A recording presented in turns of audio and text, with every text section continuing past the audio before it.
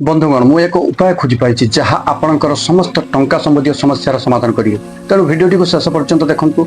लोक मैंने कहते जे से एत गरीब जे से पाखे टंका हुई ना। यही उपायर प्रथम नियम होपरी कहवा और भाविबा प्रथम बंद करूँ। तेणु मुझे कहवाक चाहूँगी जे यही उपाय मत जड़े सन्थक द्वारा दि जाता जहाँ को मु एक अप्रत्याशित भाव में भेटी से कहते जे यही उपाय अचूक अटे। जदि आपणकर ईश्वर को विश्वास अच्छी तेरे आपण यह चेष्टा करेंगे।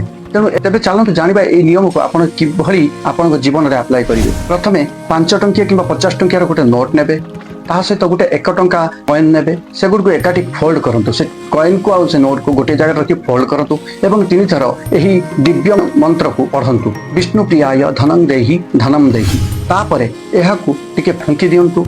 तापर यह निज पर्स रे रखु एवं निज निज काम बाहरी जातु।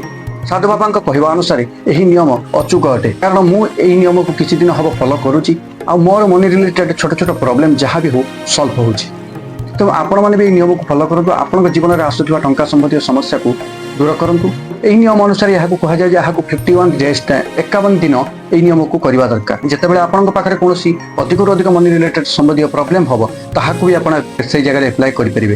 तो भिडियोटी भल लगी भिडियो को गोटे लाइक आउ शेयर करेंगे। आपंक साथी मान सहित भिडियोटी निश्चित शेयर करेंगे। कारण जिते बांटे से बढ़।